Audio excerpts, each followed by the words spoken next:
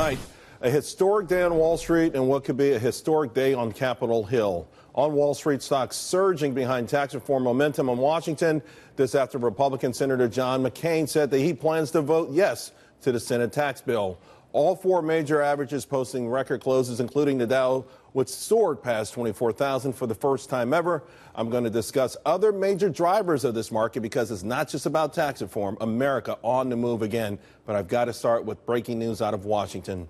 The Joint Committee on Tax releasing their analysis of the Senate tax bill, revealing the tax bill as is would increase GDP output by 0.8% and increase revenue by $458 billion over the next 10 years, meaning the Senate tax bill would pay for less than half of what it cost.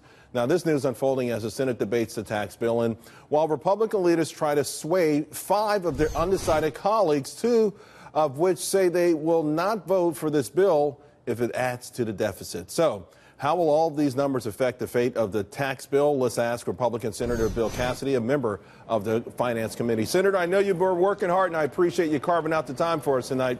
A lot of action down there. We're getting close. Wall Street loves it. The American public can feel it. It's palpable, but very little room for error. So we're hearing just now news that there won't be a tax trigger. But to counter that, the corporate taxes, probably the tax rate will start perhaps at 20% and stair-step higher each year to what number? Oh, I can't tell you what number it's going to end up at.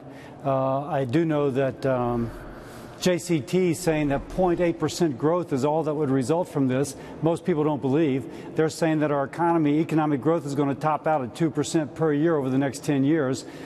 When we've had 3% growth for the last 2 quarters, projected to have 3% growth for this quarter, I think the fact that 0.8% growth yields almost $500 billion in excess revenue suggests that we go from 2.0 to 2.6, and everything is taken care of, and I think that's what folks are banking on. We know, of course, getting Senator John McCain as a yes was a huge obstacle, but you do have this deal that was cut with Bob Corker to get it out of the committee. And that's the one thing that's triggered. It's got a lot of people bothered, myself included, because the idea that perhaps the economy may slow down on its own, the economies can be cyclical, and we would add on to that the burden of a tax hike. Now, it seems like maybe that goes away, but how do you get Corker on board? How do you keep some of the deficit hawks on board? If you've been watching the floor, there's been a lot of huddling, if you will, to try and find out. Obviously, it just broke that the trigger was not able to pass the Byrd test, and so there'll be some continued conversation. But I do think there's a mechanism by which they can be satisfied. But I go back to this. Since 1946 to the beginning of the Obama years, the economy grew on average more than 3% per year, and that is including 10.5 recessions. One half of the Great Recession than President Obama took on. But aside from that one, 10 full recessions as well as natural disasters in the in-between. The idea that we can't grow beyond 2.0 defies history. And if we grow even at 2.3 or 2.4, then we have more than made up for the lost revenue, and we think that will happen. Yeah, and I agree with you 1,000%. It's absolutely nuts. Anyone sits down and does their own research. I refer back to the presidency of Ronald Reagan.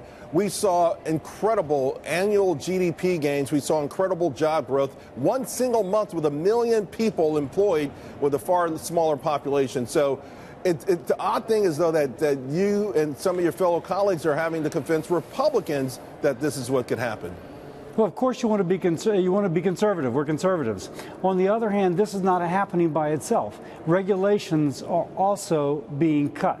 We are changing from a worldwide to a territorial tax system, in which case there can be up to $2.5 trillion more invested in the United States. So we think there's some other macro factors that are working in addition to the tax cuts that, again, will elevate us from this 2.0 per year growth to something far more robust. Senator Cassidy, thank you very, very much, and good luck with everything down there. We have watched, we like the huddles, and also that crazy move the Democrats just pulled was a good one. So keep at it, sir. We appreciate it.